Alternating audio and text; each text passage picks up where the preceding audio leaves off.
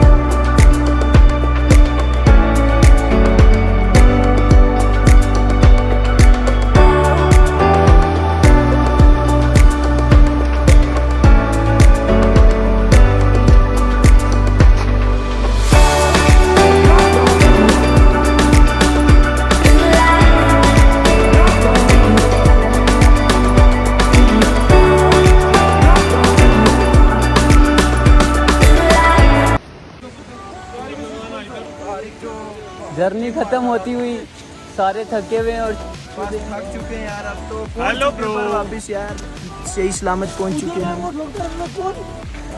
Hello.